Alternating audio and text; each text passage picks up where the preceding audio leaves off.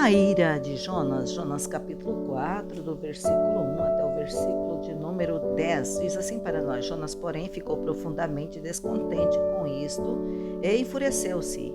Então orou ao Senhor: Senhor, não foi isso que eu disse quando ainda estava em casa? Foi por isso que me apressei em fugir para Tarsis. Eu sabia que tu és Deus misericordioso e compassivo, muito paciente e cheio de amor, e que prometes castigar, mas depois se arrependes. Agora, Senhor, tira a minha vida, eu imploro, porque para mim é melhor morrer do que viver. O Senhor lhe respondeu: Você tem alguma razão para essa fúria? Jonas saiu e sentou-se num lugar a leste da cidade. Ali construiu para si um abrigo, sentou-se à sua sombra e esperou para ver o que acontecia com a cidade.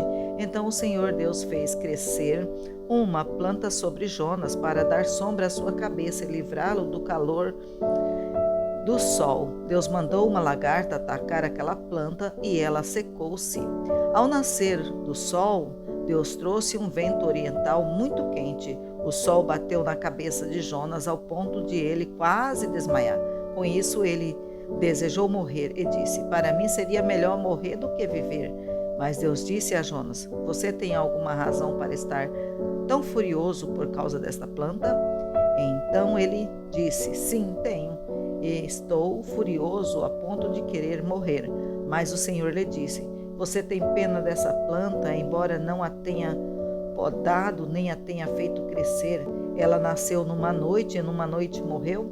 Contudo, Nínive tem mais de 120 mil pessoas que não sabem distinguir entre a mão direita e a esquerda, e além de muitos rebanhos.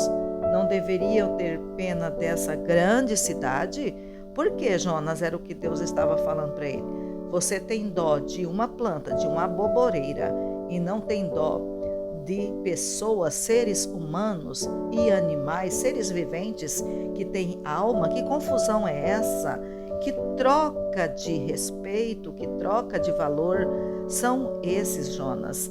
A misericórdia de Deus, ou a maravilhosa misericórdia de Deus, ele oferece uma segunda chance, perdão, graça.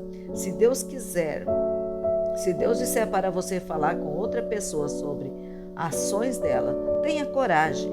Você pode se surpreender com a quantidade de pessoas que aceitarão as suas palavras direcionadas da parte de Deus sobre o verdadeiro arrependimento. Então não se cale, fale a verdadeira palavra, tenha dó das pessoas que estão descendo ao abismo sem salvação. A palavra de Deus pode ter efeito transformador sobre as pessoas, fazendo com que elas se arrependam. É a palavra de Deus, não é a sua, não é a nossa palavra.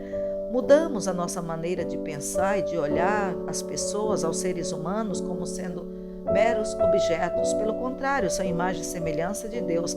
Tem direito ao arrependimento, tem direito a uma mudança radical de vida. Você teve um dia a sua vida impactada pela palavra e você teve a metanoia, que é a transformação. Então pense bem nisso e dê mais valor às pessoas. Oremos. Querido Deus e Pai, em nome de Jesus Cristo eu apresento a vida de cada irmão, cada irmã que está comigo a cada manhã aqui, Senhor. Nos ajuda a vivermos de acordo com a Tua vontade e o Teu querer. Perdoa a nossa dureza de coração, a nossa incredulidade.